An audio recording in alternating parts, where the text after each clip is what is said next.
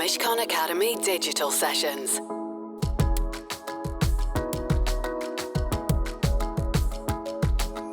Good afternoon to everyone. Lovely to see you all, and welcome to the latest conversation in the Arts in Lockdown series. I'm Amanda Gray. I'm a partner in art law at Mishcon, and I'll be your host today. I'm really delighted to introduce Louise Halliday. Louise has been the Director of External Affairs at the Royal Albert Hall since June 2018. Before that, she was Head of Marketing and Communications at the Royal Albert Hall. And before that, she spent nearly 20 years at the English National Ballet in various roles, including being the Marketing Director and Communications Director. Prior to this, she was a ballet dancer. Maybe I can kick off and just ask you if you give me an overview of the last 10 months. Gosh, when I look back at the last time I was at a show was Brian Ferry at the Hall on the 11th of March. I think it was the 13th of March. And we could feel the threat of the tsunami. Everyone knew it was coming, but no one knew quite what it meant. And then, of course, it happened very, very fast after that, and it became apparent that there was a closure order from Downing Street, on Friday people were advised not to attend theatres or concert halls, and on Monday we closed officially. Over the period from then until now, we've cancelled 333 events. We've refunded about £9 million of tickets. We've foregone about £30 million of income that we would have made had we been open. The thing that's been most difficult for all of us, and I think for everyone in the creative industries, is the constant sense of shifting sands, because we just always felt it's not going to be long. We're going to be closed for a couple of weeks. Oh no, we're going to be closed for a month. Oh no, we're going to be closed for 2 months. So we've been always trying to remain on the front foot, to look after our staff, to retain as many staff as possible, and to keep as many of our talented people on the books and available to come back, so we could retain the agility to get back and to welcome people back to the hall as soon as we possibly could, as soon as we safely could. Was there, through your different experiences between lockdown 1 and now we're in lockdown 3, a very different experience for you and also those working at the Royal Albert Hall? I think for myself, the first lockdown was probably a shock more than anything. The second one was disappointment, because we'd geared up for reopening. We'd geared up, we were going to do a Christmas season. So we had put the season on sale, 1 metre plus socially distanced, which was 2,500 people. And then when we came out of the November lockdown into the tiers, in tiers 1 and 2, capacity was limited for all indoor venues at 1,000. And we opened on the 9th of December. We did 3 performances at 1,000 capacity, and then tier 3, London back into lockdowns. I think we all felt, okay, now is the time. We just have to sit and wait, because we can't afford to expose ourselves to being too entrepreneurial anymore. We just have to sit it out and ensure that when we do reopen, we open in the best possible shape.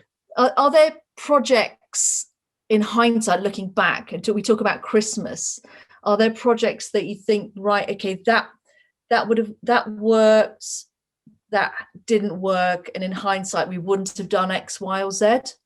I think had we known that we weren't going to be reopening properly until 2021, we probably would have tried to do more of our capital projects. But that said, with no income, how do you pay for those capital projects? Exactly. The reality was that by November, without a Sybil's loan of £5 million, we wouldn't have been operational. Tell us a little bit about that lifeline, and also about your challenges with funding. The Cultural Recovery Fund was announced by the Secretary of State, which is a £1.57 billion fund to support the cultural industries. It's a fantastic headline, and of course it's wonderful that the cultural industries are being supported. 1.5 billion doesn't even cover the value of the music industry in a year, let alone the entire creative industries. we all know that the only way back to financial sustainability is for us to find a way to work our way back to it, you know, to open again and to be actually generating income. With the various lockdowns, you obviously have gone from being the cultural destination in terms of a venue to shifting to having an online presence. You must have been cheered by the incredible response to your new online venue.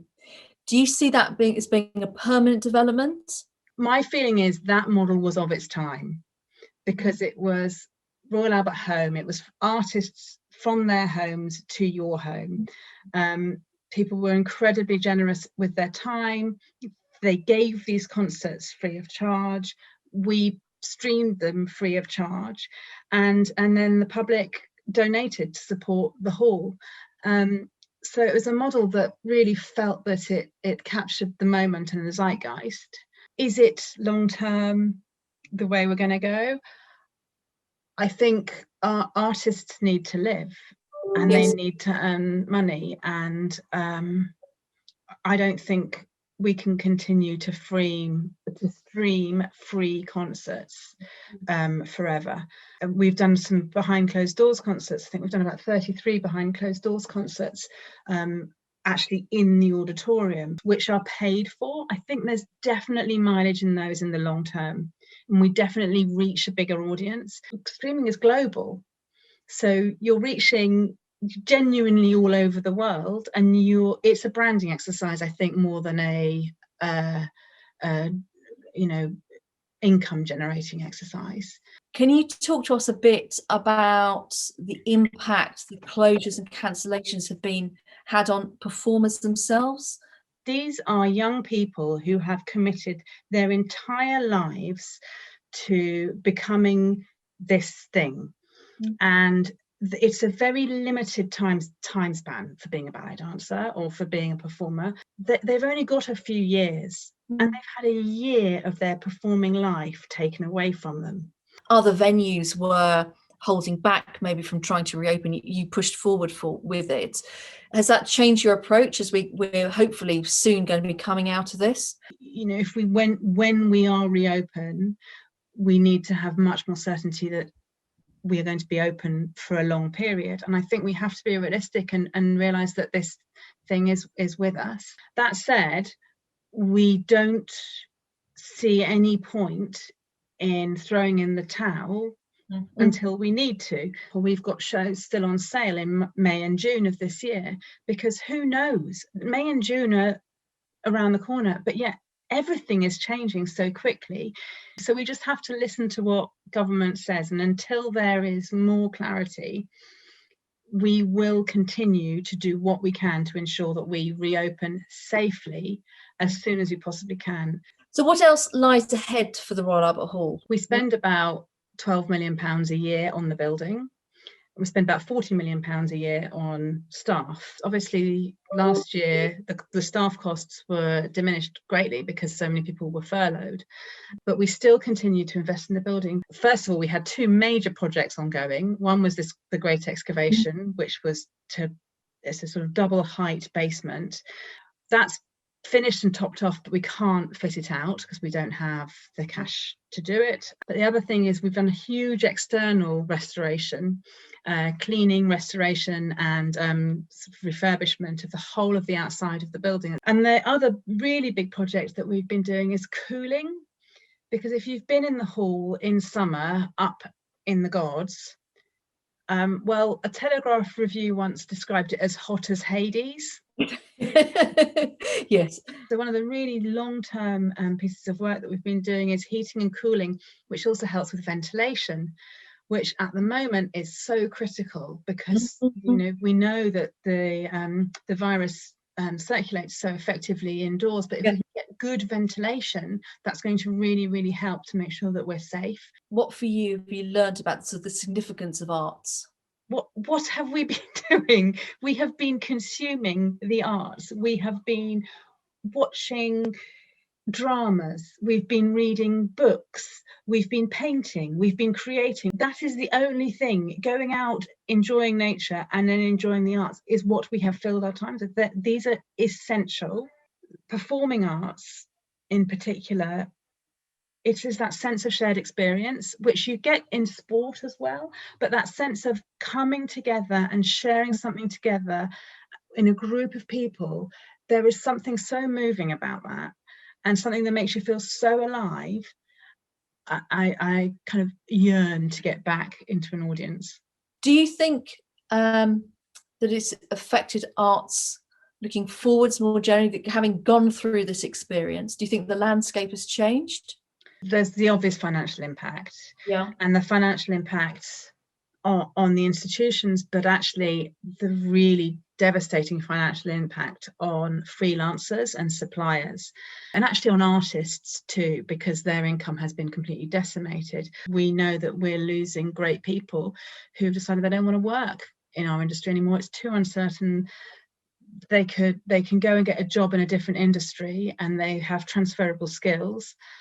We're losing them. Do you think it'll also, in terms of long-term financial pressures, discourage innovative or risk-taking across the arts, so that things will go for more performances that will be more certain of getting bums on seats? I'd like to think that out of adversity comes creativity, and we have seen so much adversity over the last year, and when people make great art, then the public is hungry for it. So I think if we can retain that spirit of creativity and we can nurture the artists at the kind of real grassroots level, then I think there will be a real appetite for real, genuine creativity. There's been a lot of focus throughout the various stages of the pandemic on mental health, particularly of youngsters. How is, looking forward and now, how is the Royal Albert Hall and other institutions, if you can comment, how are they going to continue to reach out and engage with those issues? What we have felt very strongly is that we have got to get people back into the building, or we need to go out to people who can't come into the building, because the personal connection is absolutely essential. So we will pick that up as soon as we possibly can. Prince Albert's founding vision was to create a venue for the nation.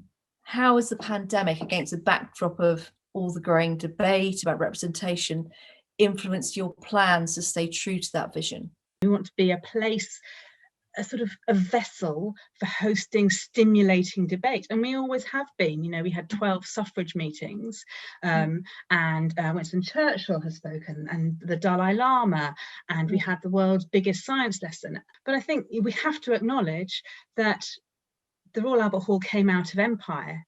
It's a Victorian institution, and some of the history is a bit uncomfortable, and we have to acknowledge that, and we have to be honest. So we have a whole programme that we have just started really investing in. It's been going for a few years actually, but on equality, diversity and inclusion, to try to ensure that we are genuinely there for everyone, and that we look and reflect the country and the city. That's the biggest single responsibility I think we've taken out of this situation. And how is that being rolled out? We are starting with internal processes and recruitment changes and training. If we can start talking honestly about where we come up short internally, then we can start to actually see the change happening. As we're coming out of lockdown, and hopefully, and life is normalising, what is the thing you're most looking forward to in terms of your work with the Royal Albert Hall?